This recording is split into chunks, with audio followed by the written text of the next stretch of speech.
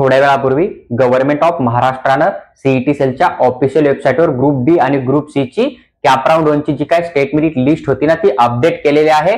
तर पहा आता एसएमएल लिस्ट म्हणजे काय राहतं, तर एसएमएल लिस्ट म्हणजे ज्या मुलांनी ग्रुप बी आणि ग्रुप सी ची किंवा मग अगोदर ज्यावेळेस ऍप्लिकेशन फॉर्म ओपन झाले होते ना एमबीबीएस बीडीएसच्या राऊंड 1 च्या अगोदर, तर त्या ठिकाणी जर फॉर्म फिल केला असेल 1000 रुपये पेमेंट किंवा मॅनेजमेंट कोट्याचं 5000 रुपये पेमेंट केला असेल ना, तर त्या सर्व मुलांची नाव आपल्याला या एसएमएल लिस्ट मध्ये बघायला भेटतील। आणि ज्या मुलांचं एसएमएल लिस्ट मध्ये नाव आहे ना तेच मुलं ग्रुप बी ग्रुप सी च्या कॅप राऊंड 1 कॅप राऊंड 2 ची चॉईस फिलिंग करू शकताय। आणि जर तुम्ही अगोदर फॉर्म फिल केला असेल तर तुम्ही ग्रुप ए चा जो सेकंड राऊंड आहे ना त्या ठिकाणी पण कॉलेजचे नाव टाकून तिथं पण तुम्ही ऍडमिशन साठी प्रयत्न करू शकता। पण ज्या मुलांनी आता फ्रेश फॉर्म फिल केलाय ना तर ते मुलं एमबीबीएस बीडीएस च्या कॅप राऊंड 2 मध्ये कुठल्याही प्रकारे चॉईस फिलिंग करू शकत नाहीये। त्यांना एमबीबीएस बीडीएस चा कॅप राऊंड 3 आणि 4 या ठिकाणी पार्टिसिपेट करता येईल। त्याचबरोबर ग्रुप बी आणि ग्रुप सी चे सगळे राऊंड या ठिकाणी पार्टिसिपेट करता येतील। फक्त जे विद्यार्थी नीट क्वालिफाय नाहीये ते विद्यार्थी फक्त ग्रुप सी ची जी आहे ना ती चॉईस फिलिंग करू शकतात। त्यांना ग्रुप बी किंवा ग्रुप ए मध्ये कुठल्याही प्रकारे सीट अलॉटमेंट साठी जी आहे ती परमिशन दिली जात नाहीये।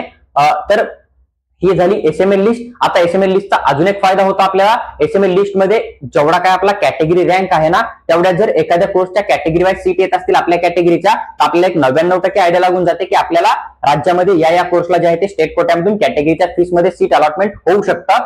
हा एक अत्यंत महत्त्वाचा अपडेट होता जो की मी तुमच्याबरोबर सविस्तर एक्सप्लेन करून शेअर केला आहे। तुम्हाला जर असेच इन्फॉर्मेटिव्ह व्हिडिओ हवे असतील तर तुम्ही चॅनलला सबस्क्राईब करून आमच्यासोबत जोडून राहा, जेणेकरून फ्युचरमध्ये कुठलीही अपडेट आली तर आम्ही ती सविस्तर एक्सप्लेन करून तुमच्याबरोबर नक्की शेअर करू। जर तुम्हाला DPT medical consultancy through paid counselling join करणार असेल तर तुम्ही आम्हाला व्हॉट्सअपवर मेसेज टाका, आम्ही तुम्हाला पेड काउन्सिलिंग बद्दल सविस्तर माहिती नक्की शेअर करू।